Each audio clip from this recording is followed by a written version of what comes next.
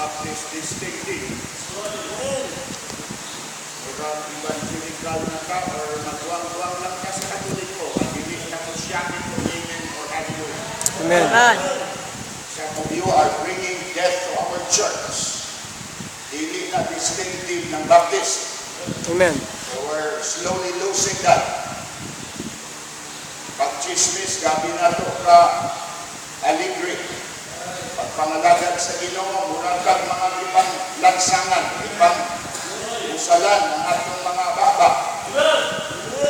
Amen. Naabatang dapat ikahulaw. Ha?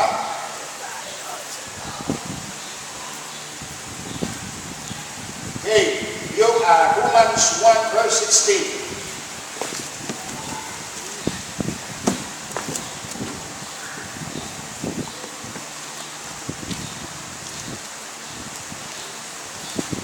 I vote a little higher as far as the brightness of our projector is concerned, 4,200 lumens na din siya. So we are only using 3,000. Ang plano ko katong 3,000 na gamiton sa PNP o campus, kaya there are times po sa campus open, covered court pero open ang dingding. So pag yung ginagamit natin na 2,000, hindi na kaya.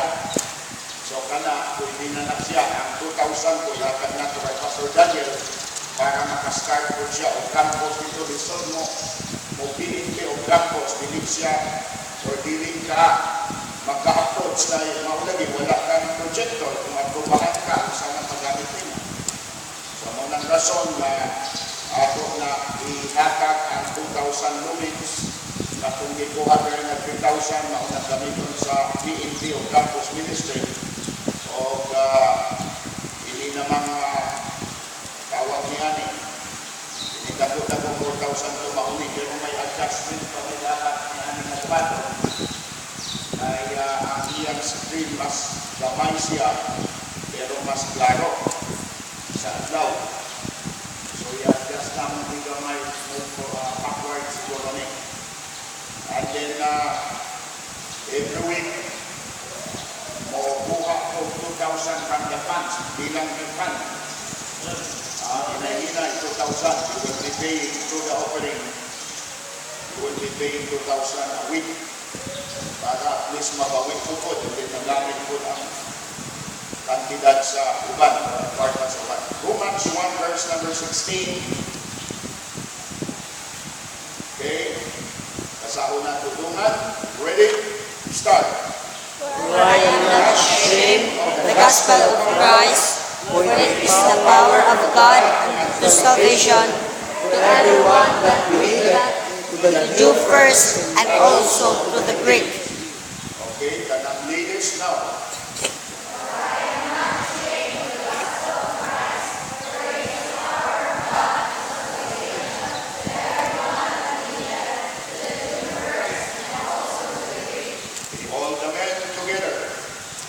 I am not ashamed of the gospel of Christ, which is the power of God unto salvation to everyone that believeth, to the Jew first, and also to the Greek. Okay, kasama ko balik at tanawa sa inyong mga mata. Romans 1:16, for I am not ashamed of the gospel of Christ, for it is the power of God unto salvation to everyone that believeth, to the Jew first, and also to the Greek. Okay, ato na sa kadako. Ang word na power ay sometimes matatabang ang Greek. Para at least may idea tayo that we're not making the Greek above the King James. Kay English ni siya. Pero parang may gamay lang kang idea, ang word na power is from the Greek form into our English word dynamite. It is the dynamite of God. Diba? Ang dynamite ang imong gamito, grabe ang kwanyan, no? Sa tawanon pa. Kana ay ginagamit sa mga illegal fishing. daghan ang mga nangamatay tungod ni Ana. Ang uban, pagsindi, akala wala ka ng siga. Istorya ni Pastor Musgap at kanyang kumpani sa Kuwangin. Kapag sindi ang iya una-una, wala ka na siga. So, nagpunod siya balik ng lighter kay sindihan, isabog. So, of course, sa inanang na distansya, wasak ang iyang lawong lawas, wala napuslan. Daghan ang mga nangaputol o mga kamot, nangabulag, tungod ni anang illegal fishing by using dynamite. But sa Bible, may naapod dynamite ang Ginoo. Amen. Dili din siya mo patay, dili din siya mo bungkab, kundi mo buhi ni o patay na tao. Amen. Nagalayan sa dynamite sa Diyos. And Paul said, I am not ashamed of the gospel of Christ. Why?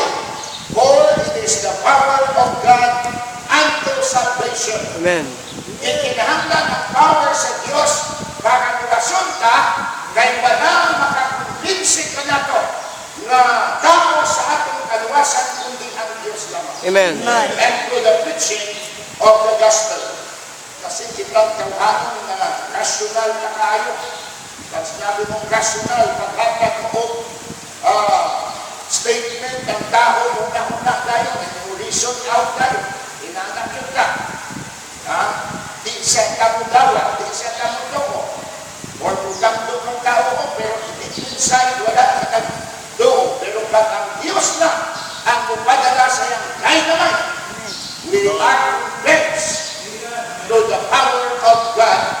And that's why ang tao isa kagahin, mudawat sa kaluwasan, muhila sa Ginoo, nga naman tungkol sa gahong sa Ginoo through the preaching of the gospel.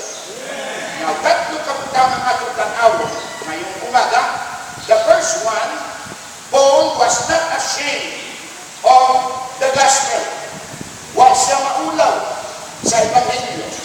Bago na po nakainon na slowly we are using our distinctive as Anabaptist or Baptist.